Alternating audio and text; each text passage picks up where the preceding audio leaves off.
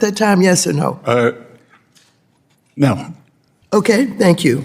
Okay, we have a New York Times article that, agrees that you said New York that. Times. Then last summer, when you testified before a Senate committee, you said, and I quote, "There is no inflation. Tariffs are not being passed on to consumers."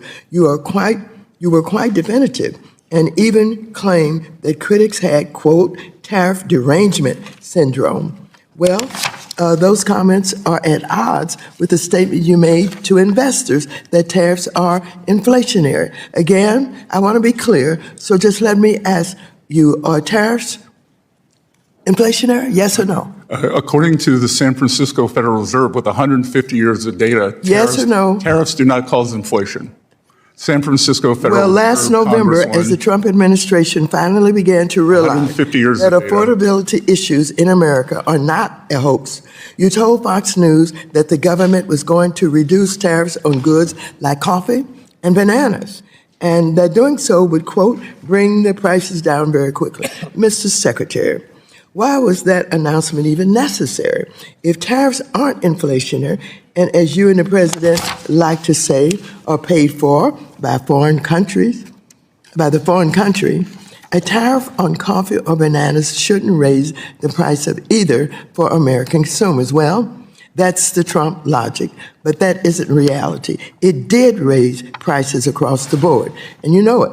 I think you knew back in July also. The real question is, why would you even impose a tariff on a good that a country doesn't grow or make, as that would only serve to punish the American consumer? Now, as you know, this committee has taken a bipartisan approach to addressing another real affordability crisis.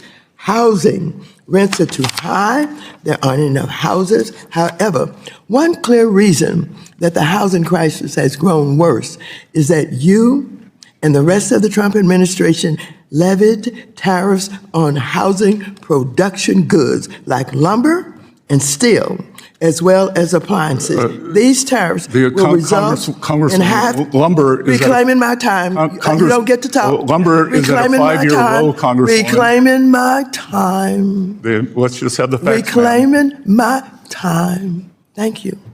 However, one clear reason that the housing crisis has gone worse is that you and the rest of the Trump administration levied tariffs on housing production goods like lumber and steel, as I said, as well as appliances. These tariffs will result in 500,000 fewer homes built at a time when we need more homes built, not less. Trump single-handedly made housing more expensive. And once again, you know it, as Axios has reported that you were planning to lift tariffs on housing production goods. In addition, the unlawful campaign the Trump administration has waged with ICE and Border Patrol terrorizing American communities has also harmed home construction across America. So I ask you, Secretary Bessent, will you be the voice of reason in the administration and urge Trump to stop waging a war on American consumers and on housing or affordability and putting the economy at risk? Yes or no? You don't have to explain. Representative Waters, will you be the voice? Will you be the voice? Will you be the voice? Will you be the voice of reason? Will you be the voice of reason? A study yes from Wharton University reclaiming my time. Reclaiming my time. Reclaiming my time. Was the mass unfettered immigration. Mr. Chair, will you let him know that when I ask him time does belong to the gentlewoman from California.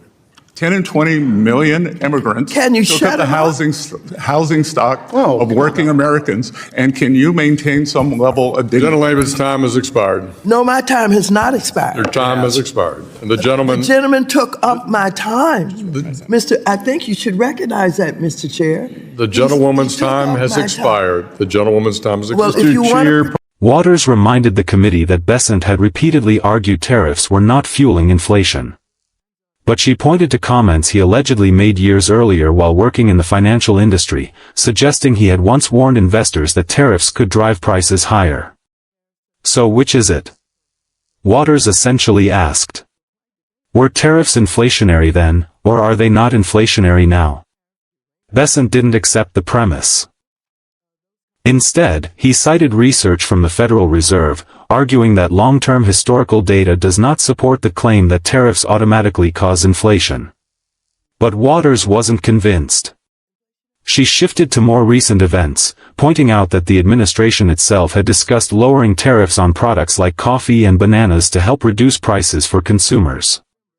According to Waters, that raised an obvious question. If tariffs never increase prices, why remove them to make goods cheaper? The debate quickly moved beyond groceries and into housing. Waters argued that tariffs on imported lumber, steel, and other building materials were making it more expensive to construct homes at a time when the country is already struggling with a housing shortage. She referenced reports suggesting higher construction costs could reduce the number of new homes built, making affordability even worse for working families. Bessent tried to respond, pushing back by pointing to falling lumber prices and disputing several of the claims being made. But before he could finish, Waters repeatedly reclaimed her time, insisting she wanted direct answers instead of lengthy explanations. Waters argued that the administration's immigration enforcement policies were also affecting the construction industry by reducing the available workforce.